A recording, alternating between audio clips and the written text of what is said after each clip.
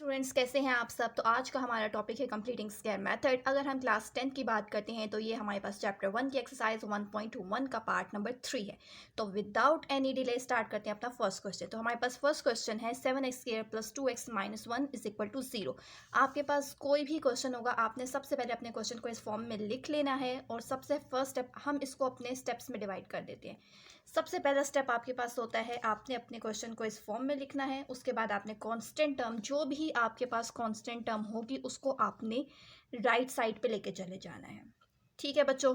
इसके बाद हमारे पास सेकंड स्टेप होता है, आपके पास एक्स स्क्वायर वाली टर्म के साथ जो भी कांस्टेंट लिखा हुआ है, याद रखिए बच्चों, एक्स स्क्वायर के साथ जो भी कांस्टेंट लिखा है उसको आपने पूरी इक्वेशन के साथ डिवाइड कर देना है। जैसे यहाँ पे हमारे पास एक्स स्क्वायर के साथ 7 लिखा हुआ है, तो हमने 7 को बोथ साइड पे डिवाइड कर देना है।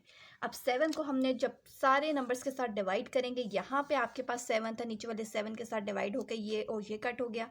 यहाँ पे हम 7 को डिवाइड करेंगे तो 2 और 7 की कटिंग नहीं होती, ये एज इट इज़ रह जाएगा। इसी तरह 1 को भी 7 से डिवाइड करेंगे, इसकी भी कटिंग नहीं होती, ये भी एज इट इज़ रह जाएगा। ठीक है बच्चों, इस तरीके से आपका फर्स्ट स्टेप कंप्लीट हो जाता है। Your main step he basically इस कंप्लीटिंग स्क्वायर मेथड का यही होता है। आप लोगों को इसके लिए सिर्फ एक फॉर्मूला आना चाहिए जो हमारे पास होल स्क्वायर मेथड का होता है, which is a + b whole square equal to a का स्क्वायर प्लस b का स्क्वायर प्लस 2ab। हमारे पास फॉर्मूला होता है a + b whole square is equal to a का स्क्वायर प्लस b का स्क्वायर प्लस 2ab। आपके पास जो लेफ्ट हैंड साइड पे चीज़ लिखी हुई है, जो भी आपके पास इक्वेशन का पार्ट लिखा है, उसको आपने इस चीज़ से कंपेयर करके ये वाली चीज़ बनानी है। जैसे कि आप देखें, a का स्क्वायर है तो यहाँ पे हमारे पास फर्स्ट टर्म x का स्क्वायर है, ये आपके पास a का स्क्वायर बन जाएगी। b का स्क्वायर हमारे पास यहाँ कोई टर्म नहीं है, तो आपके पास हमेशा हर क्वेश्चन में a का स्क्वायर और 2ab वाली चीज़ दी हुई होगी और b का स्क्वायर हमने बनाना है। आ जाता है जिसको हमने इस इक्वेशन से कंपेयर करना होता है, सिर्फ आपने कंपेयर करना है और कुछ भी नहीं करना। अब देखिए हमारे पास लेफ्ट साइड पे क्या चीज़ लिखी हुई थी, a + b का स्क्वायर आपके पास इक्वल होता है a² + 2ab + b का स्क्वायर। हमारे पास यहाँ लेफ्ट हैंड साइड पे जो चीज़ लिखी है उसको हमने यहाँ पे इस राइट हैंड साइड से कंपेयर करके b का स्क्वायर निकाल लेना है। तो यहाँ पे हमारे पास लिखा हुआ है x का स्क्वायर, जिसको आप इससे कंपेयर कर लेंगे। 2ab के लिए हमारे पास 2 ऑलरेडी लिखा हुआ है, 2 को हमने इसमें से साइड पे कर लेना है।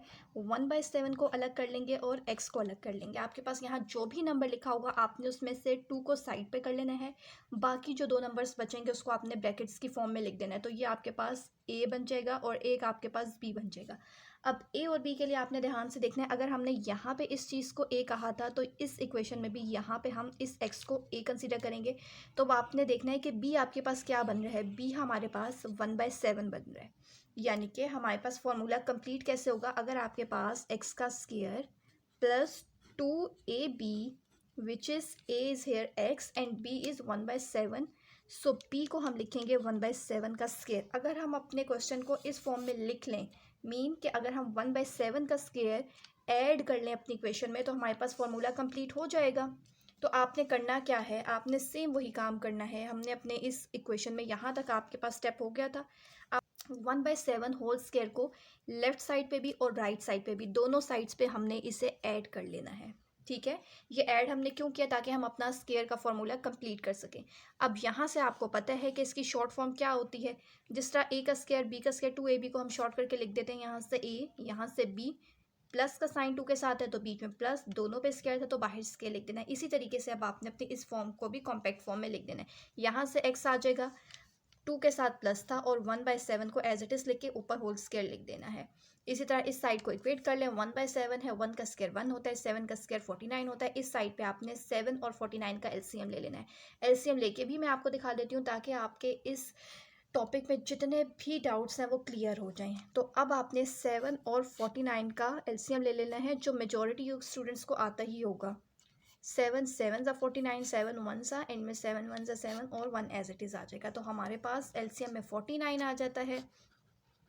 7 को किससे मल्टीप्लाई करते हैं, 49 आ जाता है। 7 को 7 से मल्टीप्लाई करने से आता है, तो उस 7 को आपने ऊपर लिख देना है। तो 1 7 ज़ा 7, बीच में प्लस आ जाएगा। 49 को किससे मल्टीप्लाई करते हैं कि 49 आ जाता है 1 से, तो उस 1 को आपने यहाँ ऊपर लिख देना है। सो 1 1 ज़ा 1, एंड में आपने इन दोनों को जस्ट ऐड कर देना है। 7 में 1 ऐड करते हैं 8 और नीचे 49। यहाँ तक आपका थर्ड स्टेप हो गया।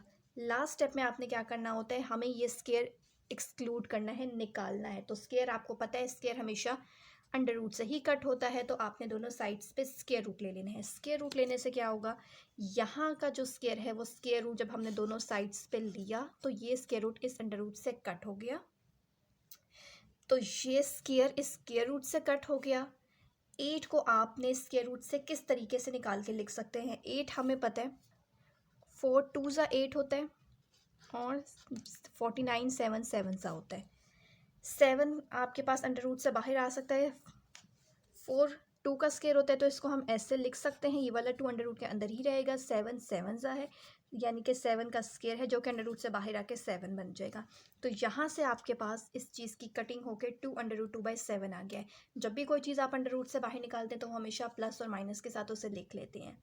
ठीक है बच्चों, होप सो आपके सारे डाउट्स क्लियर हो गए होंगे। लास्ट में सिर्फ आपने करना क्या होता है, आपने यहाँ पे जो हमारे पास x के साथ जो भी टर्म लिखी हुई है उसको आपने दूसरी साइड पे लेके जाना है। दूसरी साइड मतलब यहाँ पे ले आएंगे। अब यहाँ पे 1/7 ऐड हो रहा है तो दूसरी साइड पे जाके ये माइनस हो जाएगा। -1/7 दूसरी साइड पे आ गया है, प्लस और माइनस दोनों साइन के साथ है। आप चाहें तो इसको अलग-अलग सॉल्व भी कर सकते हैं, अदरवाइज़ यहाँ तक भी आपका क्वेश्चन एंड हो सकता है। अब आपने देखना है यहाँ पे भी 7 है, यहाँ पे भी 7 है। अगेन मैं आपको एलसीएम लेके दिखा देती हूँ। 7 और 7 का जब आप अगेन एलसीएम लेंगे तो 7 1 7 और 7 1 7, तो हमारे पास ये 7 ही एलसीएम में आ रहा है। एक दफ़ा 7 इधर लिख देना है, ऊपर वाली चीज़ें एज इट इज़ आ जाती हैं और यहाँ पे हमारा क्वेश्चन एंड हो जाता है। सकते हैं इसके अगर आपने और भी स्टेप्स बनाने हो, -1 को एक दफ़ा प्लस के साथ हम इस 2 अंडर रूट 2 वाली चीज़ को लिख देते हैं और एक दफ़ा हम इसे माइनस के साथ लिख देते हैं। अब ये क्वेश्चन यहाँ पे भी एंड हो सकता है। सो ये स्टेप करने की फ़िलहाल ज़रूरत नहीं है क्योंकि इसको आप प्लस और माइनस की फॉर्म में भी लिख सकते हैं, तो यहाँ पे हमारा क्वेश्चन जो है वो एंड हो सकता है। बहुत ईजी सा क्वेश्चन है और फिर बहुत शॉर्टली इस क्वेश्चन को एक्सप्लेन कर देती हूँ। सबसे पहले आपके पास क्वेश्चन होगा, जो भी कांस्टेंट टर्म है सबसे फर्स्ट स्टेप में आपने उसको राइट साइड पे लेकर चले जाना है। सेकंड स्टेप में आपके पास एक्स स्क्वायर के साथ जो भी कांस्टेंट लिखना है उसको पूरी इक्वेशन से डिवाइड कर देना है। फिर आपने अपने रफ वर्क में होल स्क्वायर का फॉर्मूला लिखना है, उसके राइट हैंड साइड से अपने इस क्वेश्चन को कंपेयर कर लेना है। एक आपके पास ए स्क्वायर होगा, एक आपके पास 2 बन रहा होगा जिसको आपने साइड पे कर लेना है। 1/7 एक को ए कह देना है, एक को बी कह देना है। अगर आप इसको ए कह रहे हैं तो यहाँ पे ये वाली टर्म आपके पास ए है और 1/7 बी होगी।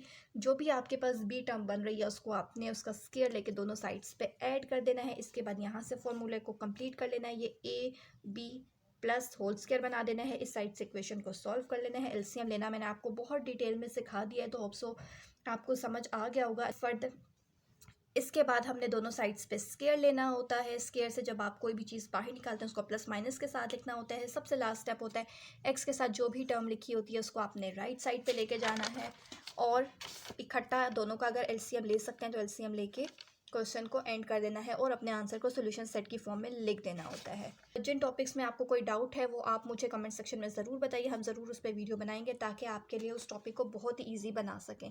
हमारी नई वीडियो भी करें ताकि हम जितनी भी वीडियोस आपके लिए बनाएं वो आप तक पहुंचे और आप उससे फ़ायदा हासिल कर सकें।